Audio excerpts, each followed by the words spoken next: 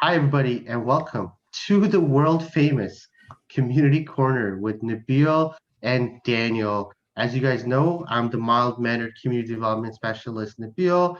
Always happy to be joined by who are you, Daniel? I'm Daniel Ridsdale. I'm also a community development specialist with the town of Oakville. I'm the looks and the brains behind the operation. Right, right, and I'm the muscles. And we're happy to be joined, guys, by absolutely fabulous guests, youth champions of Oakville, Tim and Siobhan, and we'll do a proper introduction. But right before we do that, it is really important for us to acknowledge the land that we are on, and I'm going to let Daniel speak to that. Yeah, sure. So naturally, before we start each of our session, we try to ensure that we are bringing our intention forward to be able to focus in a meaningful conversation. And in order to do so, we try to begin our conversations acknowledging the land which we inhabit here in Oakville. So this land is, rich in modern traditions from First Nations to the Métis, notably the lands of the Anishinaabe, the Arawandron, Haudenosaunee, and the Métis as the original stewards of this land. And we do extend obviously our acknowledgement, but also the privilege. We recognize our privilege in being even able to have these conversations about how to provide service and how to access resources on this land that was provided and maintained to us for so long. So we certainly thank Mississaugas of the credit for being stewards of the land and allowing us to enjoy the resources that we have here with us. I know that where I am, I'm not able to see the outdoors, but certainly encourage everyone if they are commuting back from or have to leave their home today, that as you're outside, take a moment to appreciate the land that we have. And look at the things that have likely been there for a long time, and what that has meant over time to our community, and what that be it a tree or the breeze, what those things have actually experienced in our community, and how fortunate we are to enjoy them now. um, Try to leave with the challenge. I mentioned this last night for those who are able to join us for the Love of Cooking with Chef Laura Strath. So in Canada, we have our Truth and Reconciliation calls to action, which has over 90 recommendations for folks to look and see how they can build those calls to action into their daily life. So I would certainly, if you haven't yet, try to review those recommendations or those calls to action and see, what your responsibility is or what your capacity is towards truth and reconciliation for our Indigenous communities here in Canada. Thank you, Daniel. That was very well thought of and reflective, and I think it's definitely a takeaway that we should have moving forward as we continue to live on this land. And as we continue to start our conversations regarding youth programs today in Oakville, just some quick rules for preparation and conversations. So unless otherwise instructed, guys, please keep ourselves on mute if you want to connect, if you have any questions for those who are tuning in, and we do have one individual tuning in today. So just use the chat box below, ask any questions. You can use the hand up feature to sort of unmute yourself and have those conversations. And most importantly, we're talking about youth services available in Oakville. We're going to get into some of the challenges about, just for what young people are experiencing during such time. So let's respect the opinions that are shared within this space, and let's respect one another. And finally, this program is being recorded.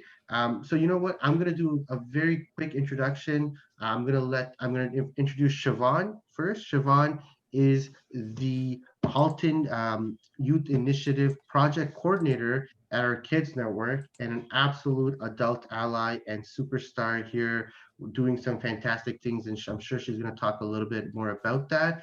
And then we'll let Daniel introduce the fabulous Tim. Sure, yeah. So joining us from Kerr Street Mission is Tim Moore.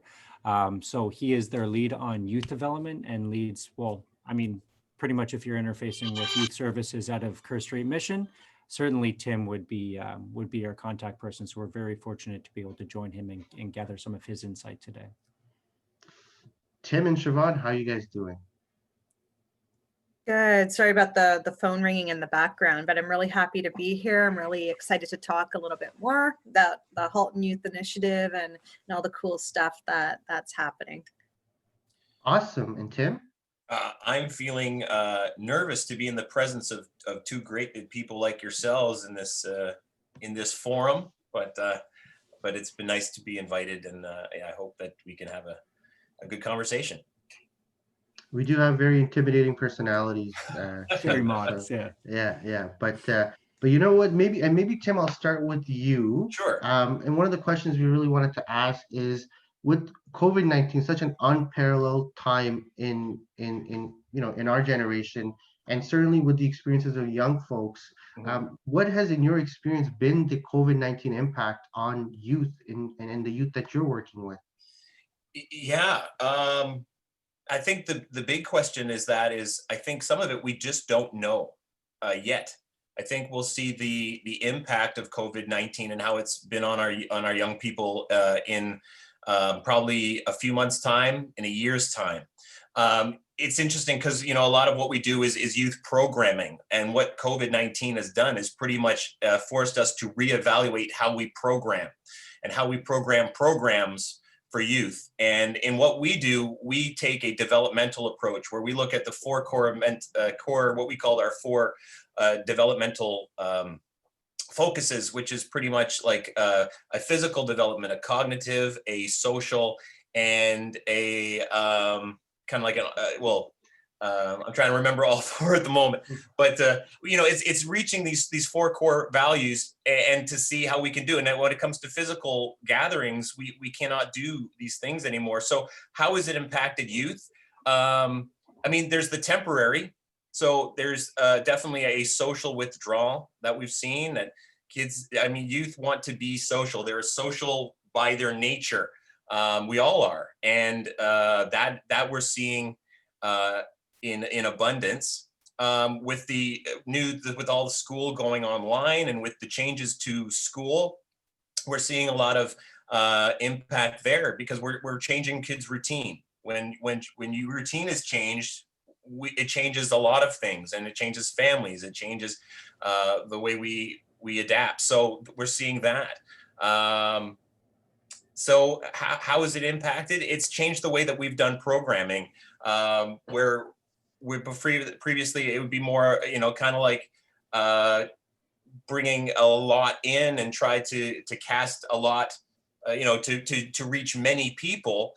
Just due to the nature of limited gatherings, we've had to really focus on those youth that we're connected with and want to engage.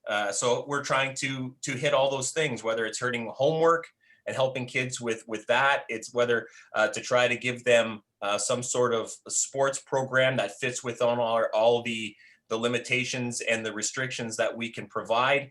And most importantly, we say we've always been, we value people over program. That's been a Kerr Street value and core of our mission since day one. And that hasn't changed. And it's specifically more important now in youth programming is that we really have to value people.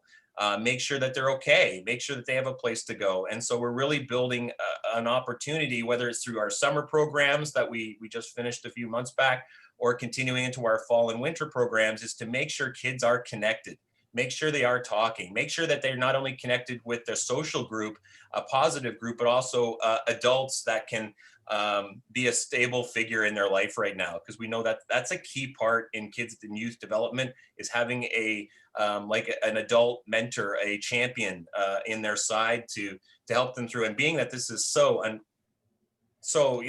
crazy time, none of us have been through this before. We need to be, as youth program people, really kind of like a stable figure during this time. So that's, I hope, as we come through all this, is that the youth leaders and volunteers and mentors and coaches will actually have more impact because we've had a bigger, stake in the ground during this time. Yeah. Absolutely. Thank you for that, Tim. And you're right. Like, there's so much to talk about in this one question, right? Like it is a lot to unpack. I would love to hear, Siobhan, what are your thoughts? Sure. So prior to COVID-19, the Halton Youth Initiative were 4 youth councils meeting in various communities in Halton. So we started with our council in North Oakville, and then we had one that was set up in Milton, also Burlington, Aldershot, and Acton. So as you can imagine, all of these 4 in-person councils were operating, and we really had to pivot onto how are we going to continue to engage youth volunteers in a way that's meaningful to them while we can't meet in person. So at that time, back in March, we had to pivot really quick onto what we call virtual teams. So now we have all of these youth volunteers from the 4 different communities working together, because now we're borderless pretty well on these 3 to 4 virtual teams that meet every week. And actually we found that just through some innovative ways, asking them, what do they want? What kind of, how do they want to continue to give back to their community, even though we can't meet in person right now? We've been able to keep the youth engagement and actually build some of the volunteer opportunities right now. So it's been good and bad. I mean, it's trial and error. It's like sometimes it's hard to connect over the screen. It's just not the same. We find that we have some issues with a lot of youth volunteers turning off their cameras, for example. It's very hard to connect when you're not seeing faces, right? That's like, so me and my colleague Lily, we discussed these things. How do we continue to connect in a meaningful way with youth, keep them involved, but also keep them connected to us and building those relationships online? So it's really trial and error, but there's definitely been some successes out of it, and the youth volunteers have been very resilient. Yeah, yeah. Thank you for that, Siobhan. I find this really interesting, this phenomenon, and I've been part of some youth meetings where youth sign on, but they turn their mic is off and their video is off. And to me, it's a very interesting, like it makes me question, like they're looking to feel connected, but maybe this is not the best way for them to engage, right? Like it might be, I don't know, maybe the backdrop might not be something that they might feel comfortable sharing, or it might be so many other different things. But it's such an interesting question because they're logging in, but they might not be participating as much. I don't know if and this might be something just up in the air. Like I always wonder what contributes to them signing in, but not necessarily engaging as we want. I don't know if you guys had any insights regarding that at all. It's an interesting question. I think we're still trying to figure that out.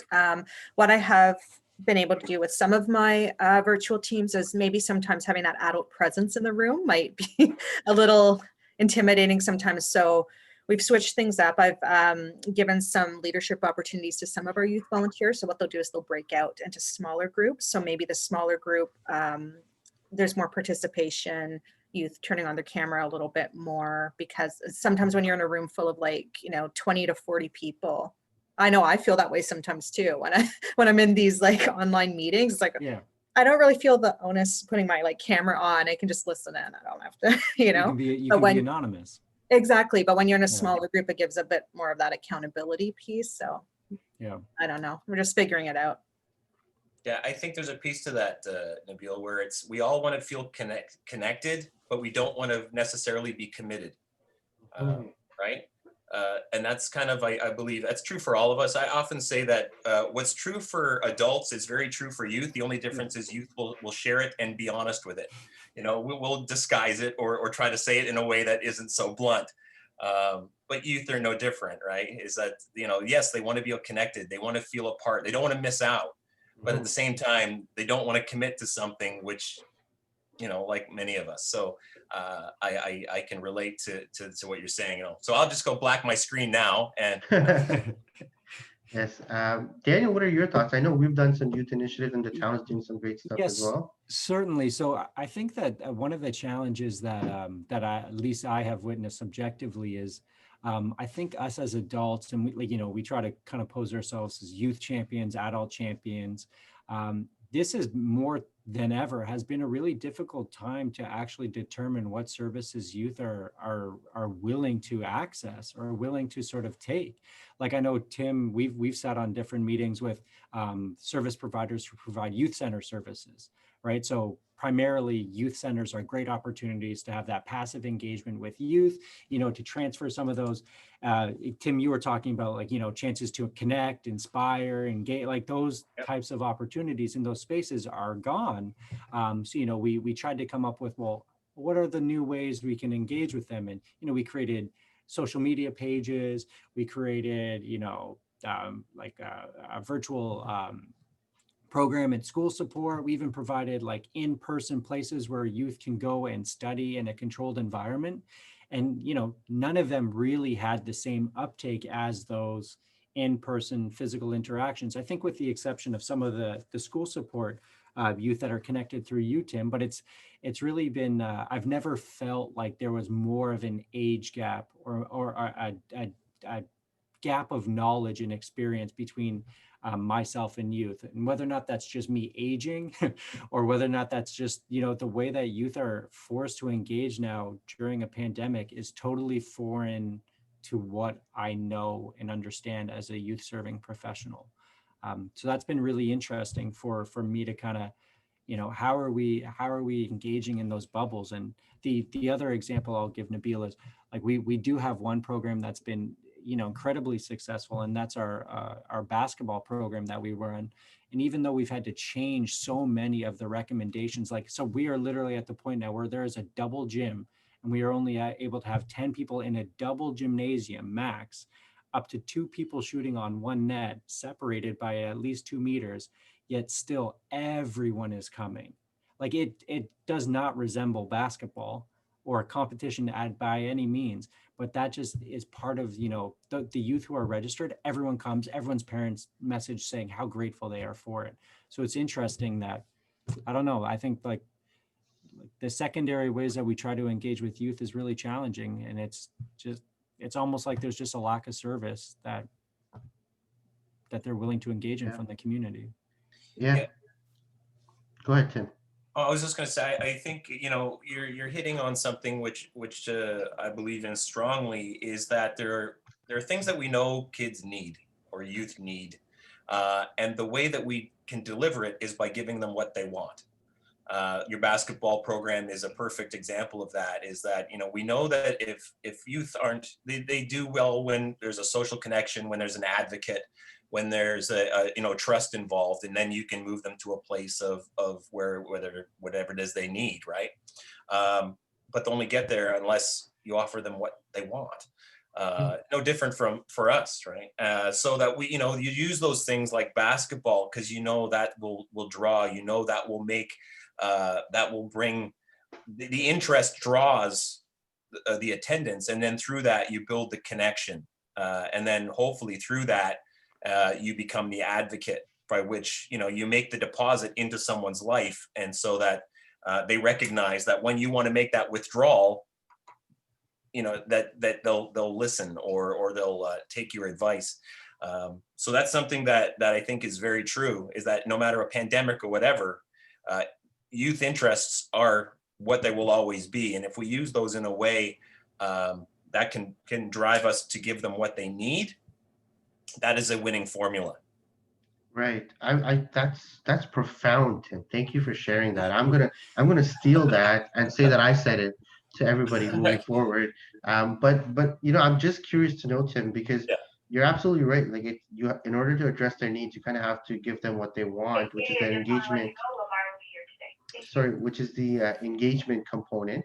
But I'm curious to know, is what they need something that we ourselves as adult allies or as organizations might not necessarily completely understand? Like, is it maybe even outside our scope to support? Because I'm looking at some of the recreational programming that we're offering, and the uptake is getting there. It's pretty good at our free skates and free swims that we're offering, at our free basketball program, right? That's what they want, is they want a place to connect. But then what they need might be maybe mental health supports, maybe the ability that, feeling lonely when they haven't felt lonely before is so new to them, and we don't know what to do with that. Like, I'm wondering if the need is now somehow what it used to be pre-COVID, because situation and circumstances were different than post-COVID.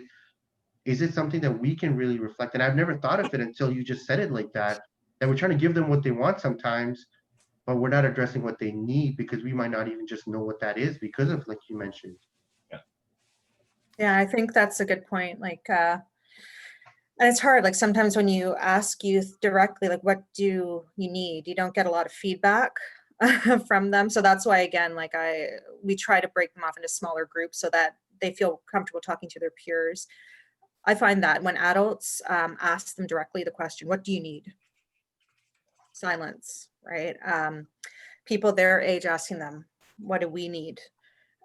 That's where we get the feedback. And that might be something the town wants to consider too, like, providing those spaces, like, these are the programs we have to offer, but in this type of time, maybe is it something that we have to set up like a group of forum or something just to get your feedback, have some youth leaders that come in and say, you can talk to somebody closer to your age so that you can really be as honest as you can. Yeah, I don't know. That's a really good question. Something that, after many years of kind of seeing youth in this community, I would say that I'm speaking of youth in the community that I work with.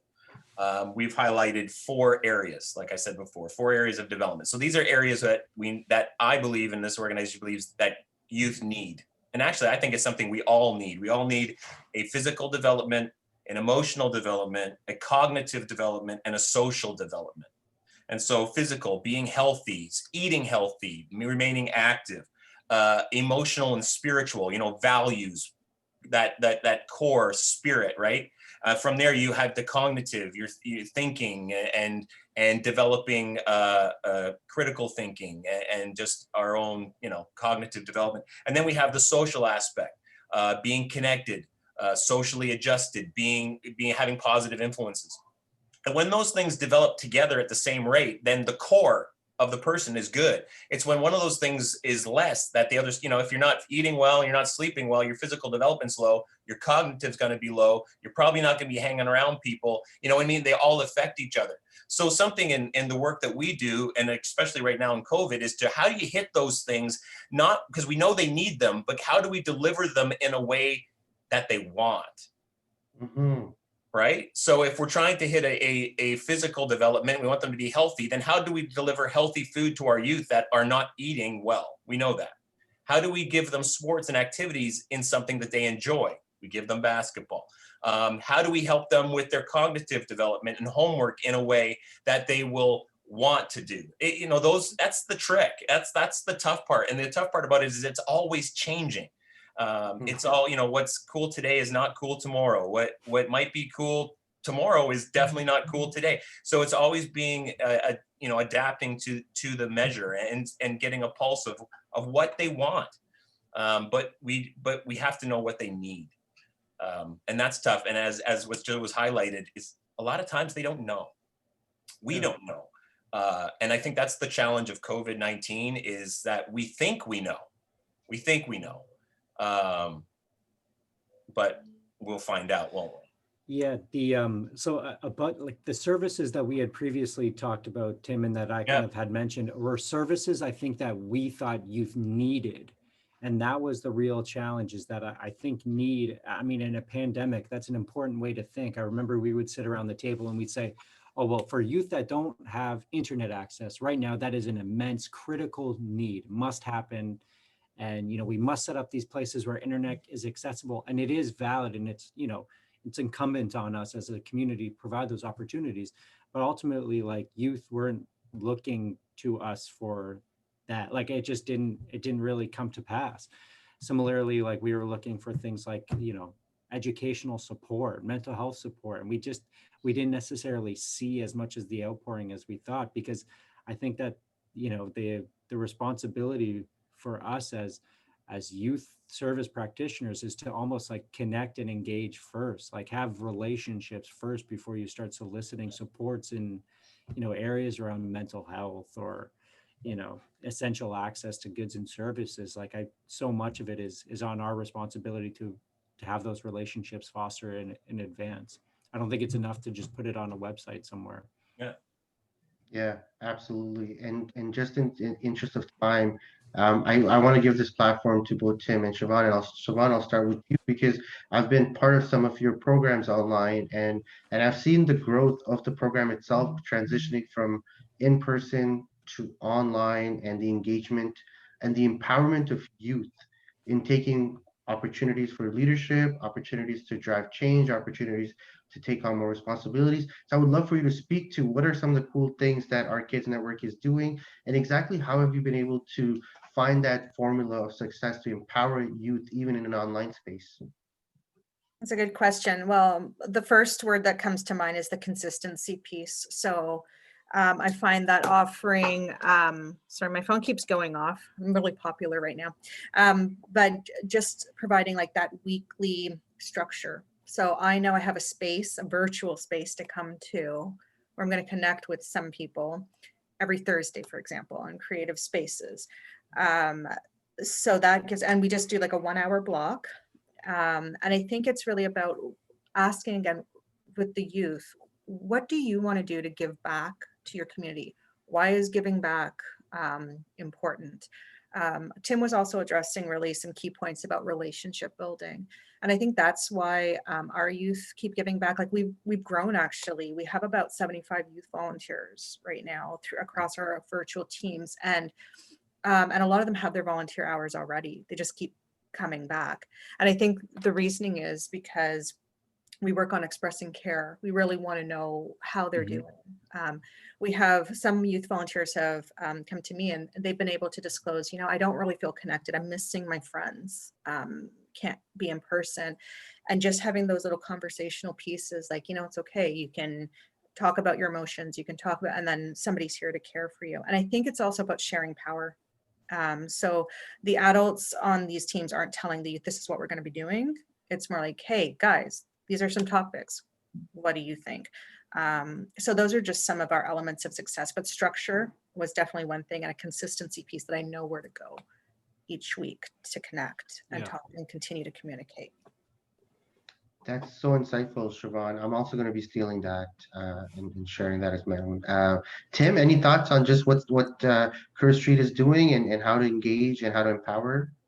Yeah, well, exactly to the point of the importance of consistency, we also value community.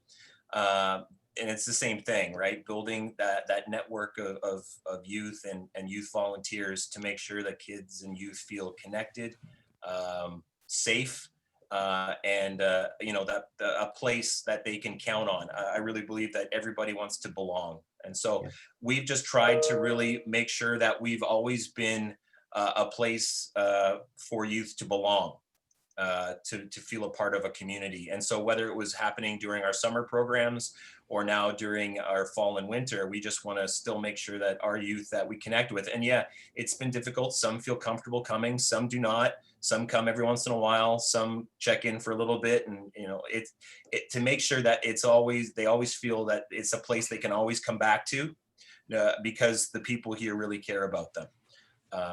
Because ultimately, if the youth don't know or really trust that the people that we have, here or in any program really care for them, they won't care either. That's a staple. So we're just kind of continuing on in the guidelines and the limitations we're allowed. As soon as the government, makes a change, we adapt and move with it to try to hit those core values that we believe in. And the more things open up, the more we open up. So we've just tried to, in every way we can, to keep physical programming as much as possible. And that's just something we've chosen to do, of course, with safety protocols in place. But yeah, continue to hit those things, because I do think, as Daniel was saying, is that there are some things the kids need. They absolutely need. And what do they need? They definitely first need people in their lives who they know that they can count on. That's the first. And then the other stuff is gravy. Like we were talking about in terms of homework care. That's what we're kind of talking about, is that helping kids with their homework in this time. And we know that's a need, and it's a need in my community. And we keep doing that. Actually, we are seeing that growing and growing because it is a need. At the same time, it is a need that youth don't want. I get that. Who wants to do their homework? But at the same time, they will follow along or engage a little bit easier if they really know that the people that we have here in place really want them to do well and are here for them. And that only happened with those connections. So whether you're making connections through basketball or through online services, just keep doing it. Because at the end of the day, at the end of when all this is a distant memory, we probably won't remember the programs we did or didn't do. But what we will remember is the people who were there. Mm-hmm. Yeah, Yeah, absolutely. And I'm going to give Daniel the final word in terms of what the town is doing with the No Days Off, a place where young people can go to see what's available. And I just want to go echo what Tim was saying. We want to belong, Tim, because belonging brings a sense of safety. But I think in COVID times, your sense of safety is not to congregate, which kind of impacts how we belong if we're not together. And I think that contradiction or that conflict from within really presents a challenge for youth, because then it'd be like, I want to belong and feel safe, but I don't know how to do both in this time today. And I think us as adult allies and organizations really need to take notice of that. And I think that's something where No Days Off in an online platform is trying its best to engage youth and make them aware of the services available. So Daniel, please speak to No Days Off. Sure. Yeah, I can speak to No Days Off first. So essentially, when Tim and myself and a few other youth center service providers got together, we tried to come up with a platform whereby, the referral, the connection to services could still be possible for youth in Oakville that maybe aren't getting that physically. Whereby, in our youth centers, someone might be able to speak with Nabeel or myself or Tim or Siobhan about some service that they need. So we tried to create an online platform, No Days Off. So it's at No Days Off Oakville on Instagram. And it's just daily connections to services that are out there, be it, accessing food, accessing programs, free services, or being aware of things that might benefit you as a person for youth in Oakville. So certainly I would encourage any youth or parents of youth in Oakville or youth serving organizations to give that a follow and share where appropriate. The other things that I should mention the town is doing, and in so I kind of invite folks that if you're watching this, please email oakvilleyouth@oakville.ca if you think there's gaps of service that are out there, especially if there are things that are of imminent need. We know that there's gaps of service out there. It's a pandemic. We learn every day about the types of things that are needed from a public service delivery standpoint, but we just need to really be aware of how we can actually empower change and impact as much of those things as possible. So we've gone ahead, and I mentioned with Tim some of those youth study spaces. So trying to have satellite locations throughout the town where youth can study and have access to Wi-Fi, have access to computers, if that's something that's a barrier for them. Working with the library to ensure that we have lendable Wi-Fi hotspots. So again, if access to internet for where you are is not possible, just a library card and you can get a Wi-Fi hotspot for you and likewise to share it with your community for a number of days. We've created new virtual programs that youth can take advantage of at no cost. We've also introduced, as Nabeel mentioned, a few free services. So let me see if I have them in front of me here. So skating, for example, so Mondays, Wednesdays, Fridays, Sundays, we have free skates and things going on for youth. If you're a youth that really enjoys to exercise, we do have youth specific times in our gyms where even though it's a limited amount of people, it can be more of a youth friendly space where you can bump a little bit more of the music you want to hear without worrying about the old guy who just got out of pickleball class telling you to keep it down. So yeah, all those things are, we're trying to, make sure that things are available, but definitely email oakvilleyouth@oakville.ca if you have recommendations for us moving forward. And then that's when people like Nabeel and myself can pull together Siobhan, Tim, and other service providers and just, try to impact things that might be of benefit to the community. Absolutely. And I think on that note, guys, Tim and Siobhan, thank you so much. This was truly an enlightening conversation. Maybe I'll give you guys the final word if there's anything you would like to add. Sure, I'll add. So I guess if anyone wants to find out more information about the Halton Youth Initiative, you can contact me directly at Siobhan, I'll spell it SIOBHAN at ourkidsnetwork.ca. I'm sure there'll be information, but yeah, contact me if you have any questions or information. Thank you, Nabeel and Daniel, for having me. I have nothing to add. Just have a Merry Christmas and a happy holiday. That's Yes, absolutely, Tim. You guys as well. 100%. So thank you guys for tuning in. Make sure you share within your platforms. And you know what? If anything I found out today is that youth, as adults, we don't have all the answers. And you know what? That's when we need to work together with the young people to be able to collectively come up with what we can do to provide the services that are truly going to meet the needs. And I love what Tim said, that you have to meet the needs by providing them what they want. And you can't just do one or the other, because they don't work unless you provide it in conjunction. So that's definitely a good takeaway for us, and something that we can work towards. And again, with youth services, it's a holistic process, right?